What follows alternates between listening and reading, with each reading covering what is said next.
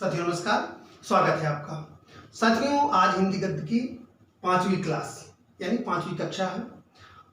अभी तक हमने पिछली 4 कक्षाओं में आद्यकालीन हिंदी गद्य, राजस्थानी गद्य, ब्रज भाषा गद्य और दक्षिणी खड़ी बोली का गद्य देख लिया है।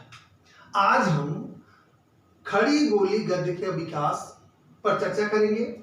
इसमें जो प्रारंभिक रचनाएं हैं खड़ी बोली गद्य की, उन पर बात होगी और विद्वानों के मत और उनके गद्य के जो नमूने हैं खड़ी बोली गद्य के, प्रारंभिक गद्य के, उनको हम देखेंगे। इसीलिए साथियों हमने इसको पहले सीख लिया, क्योंकि गद्य के नमूने जो हैं एक लंबे डायलॉग्स हैं, तो उसको हमने पहले सीख लिया जिससे असुविधा ना हो।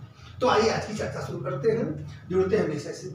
खड़ी बोली गद्य का विकास, प्रारंभिक रचनाएं आज का प्रकरण है। चूँकि बहुत लंबा वीडियो हम चाहते हैं कि ना बने, जिससे आपको सहज लगे, आपको अच्छा लगे। बहुत लंबा वीडियो बनने पर कहीं ना कहीं मज़ा नहीं आता है। तो खड़ी बोली हिंदी के जो 4 उपनायक उनको हम अगली क्लास में बहुत विस्तार से बताएंगे। आज हम प्रारंभिक गद्य पर चर्चा करेंगे, प्रारंभिक गद्य की रचनाओं पर चर्चा करेंगे, ठीक है ना। ये देखिए, इसको हमने बिंदुओं में लिख लिया साथियों। पहला बिंदु देखिए कि खड़ी बोली गद्य के उद्भव के विषय में मत। खड़ी बोली गद्य के जो उद्भव एवं विकास के बारे में साथियों 2 मत हैं। एक मत तो है जो वास्तव में पाश्चात्य विद्वानों का था, पाश्चात्य विद्वानों की विचारधारा का समर्थक था। उसमें आप देखिए पहला मत जो है ग्रियर्सन, फ्रेजर एवं नलिनी मोहन सान्याल, ये 3 विद्वान ऐसे थे जो ये मानते थे कि खड़ी बोली गद्य का विकास, ये जो गिलक्राइस्ट महोदय थे, इनकी अध्यक्षता में सदल मिश्र व लल्लू लाल से हुआ। लल्लू लाल और सदल मिश्र से शुरू हुआ। ये किसकी मानता है? ग्रियर्सन, फ्रेजर एवं नलिनी मोहन सान्याल की मानता है कि खड़ी बोली गद्य का विकास गिलक्राइस्ट जी की अध्यक्षता, गिलक्राइस्ट महोदय की अध्यक्षता में सदल मिश्र और लल्लू लाल से हुआ, इनसे आगे बढ़ा। जबकि दूसरा जो मत है वो आचार्य शुक्ल, डॉक्टर वासणेयाद का मत है। आचार्य शुक्ल जो है वो खड़ी बोली गद्य को अकबर के समकालीन गंग कवि, इस पॉइंट को बहुत ध्यान से देखिएगा, परीक्षा में बहुत ही महत्वपूर्ण है। आचार्य शुक्ल अकबर के समकालीन गंग कवि द्वारा रचित, यह देखिए चंद छंद वर्णन की महिमा, चंद छंद वर्णन की महिमा से हिंदी गद्य का प्रारंभ मानते हैं। बहुत ध्यान से इस बिंदु को देखिए, बहुत महत्वपूर्ण है ये। आचार्य शुक्ल अकबर के समकालीन गंग कवि द्वारा रचित चंद छंद वर्णन की महिमा से हिंदी गद्य का प्रारंभ मानते हैं। इसका रचना काल 1570 ईस्वी के आसपास है। साथियों इस पुस्तक के गद्य का एक नमूना हमने यहाँ देखिए दिया है, इसको आप देख लीजिए। चूंकि संभव है कि यह नमूना परीक्षा में पूछा जा सके कि यह किस रचना से है। सिद्ध श्री 108 श्री श्री पातशाह जी, श्री दलपत जी, अकबर शाही जी आम खास में तखत ऊपर विराजमान हो रहे और आम खास भरने लगा है, जिसमें तमाम उमराव आए कुर्निश बजाए जुहार करके अपनी बैठक पर बैठ जाया करें अपनी अपनी मिसल से। यह चंद छंद वर्णन की महिमा का के गद्य का एक नमूना है। साथियों उसके बाद देखिए शुक्ल जी की ही मान्यता दूसरे बिंदु में आप देखते हैं। यहाँ देखिए 1741 ईस्वी में राम प्रसाद निरंजनी, जो कि क्या है, ये सदल मिश्र और लल्लू लाल से पूर्व की बात हो रही है। शुक्ल जी का मानना है कि उनसे पूर्व हिंदी में गद्य रचनाएं हो रही थी। 1741 ईस्वी में राम प्रसाद निरंजनी कृत भाषा योग वशिष्ठ, बहुत ही महत्वपूर्ण, अनेक बार परीक्षाओं में पूछा जा चुका प्रश्न, इसलिए इसको ध्यान से देखिए। 1741 ईस्वी में राम प्रसाद निरंजनी कृत भाषा योग वशिष्ठ को आचार्य शुक्ल यहाँ यह बिंदु महत्वपूर्ण है, परिमार्जित गद्य की प्रथम पुस्तक, यह प्रश्न पूछा जा चुका है। आचार्य शुक्ल परिमार्जित गद्य की प्रथम पुस्तक किसे मानते हैं? तो यह राम प्रसाद निरंजनी कृत भाषा योग वशिष्ठ को मानते हैं और निरंजनी जी को प्रथम प्रौढ़ गद्य लेखक मानते हैं। यह भी महत्वपूर्ण बिंदु है।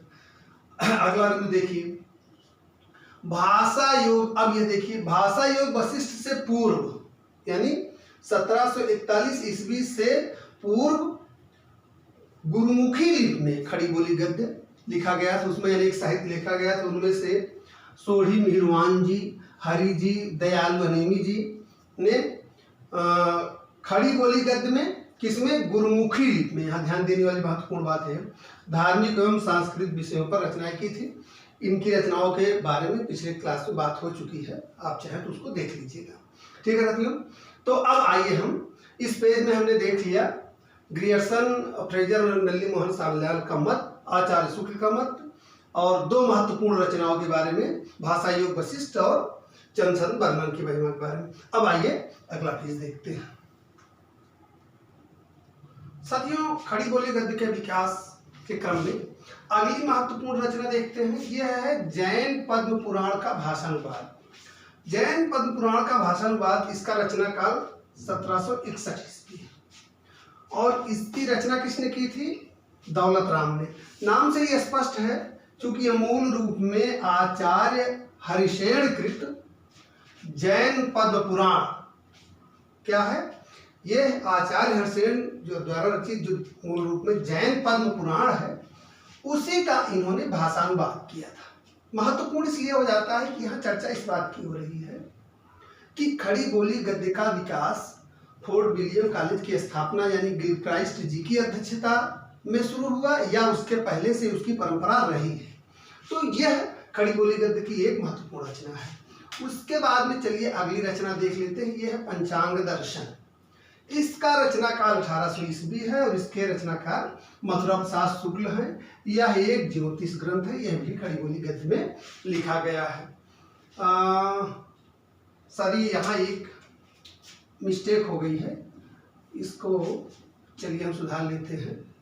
वो है रानी केतकी की कहानी, त्रुटिवश उठा, रानी केतकी की कहानी। ठीक है, अगली जो महत्वपूर्ण रचना, अगली महत्वपूर्ण रचना है साथियों रानी केतकी की कहानी। आप हाई स्कूल नवीं आदि कक्षाओं से पढ़ते आ रहे हैं। रानी केतकी की कहानी किसकी रचना है, वो इंसाअल्लाह खां की है। रानी केतकी की कहानी का रचना काल कहीं कहीं आपको 1798 से 1803 के बीच में मिलता है। किन्हीं किन्हीं पुस्तकों में 1800 से लेकर 1808 के बीच में मिलता है। इसकी कोई निश्चित तिथि नहीं है। इन्हीं दो समयों के बीच मतलब 1800 ईस्वी के आसपास रानी केतकी की कहानी की रचना हुई थी। बहुत ध्यान से देखिए, रानी केतकी की कहानी बहुत महत्वपूर्ण रचना है। रानी केतकी की कहानी का रचना काल क्या है, 1800 के आसपास। यह इंसाअल्लाह खां द्वारा रचित है और आप जानते हैं कि इंसाअल्लाह खां जी ने इसकी रचना लखनऊ में की थी, कलकत्ते से बहुत दूर लखनऊ में की थी।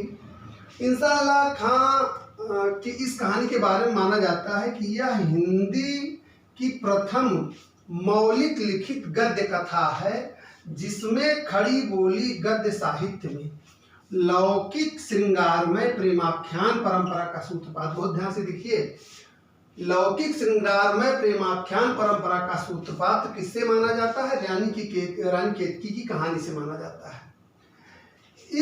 इसकी शैली क्या है, इसकी शैली हास्य प्रधान है, मनोरंजक शैली में लिखा गया है और इसमें इंसा जी ने खुद घोषणा की है कि यह शुद्ध हिंदी में लिखित है। यह क्या कर रहे हैं, देखिए इसमें लेखक कह रहा है कि लेखक ने अपनी दृष्टि में शुद्ध हिंदी में इसको प्रस्तुत करने की प्रयास किया। उन्होंने स्वयं कहा है, इन्होंने अपनी भाषा नीति के संदर्भ में स्पष्ट कहा है कि यह वह कहानी की हिंदी जिसमें छुट और न किसी बोली का न मेल है न पुट, यानी यह शुद्ध हिंदी में रचित कहानी है। इसमें किसी बोली का न मेल है न किसी बोली का प्रभाव है। ठीक है, तो यह भी एक महत्वपूर्ण रचना है खड़ी बोली गद्य की प्रारंभिक रचनाओं में रानी केतकी की कहानी, जो इंसाअल्लाह द्वारा रचित है। एक बार परीक्षाओं में पूछी जा चुकी है। अभी इस पर और विस्तार से हम खड़ी बोली हिंदी के चारों नायकों की जब बात होगी तो इस पर और विस्तार से चर्चा करेंगे।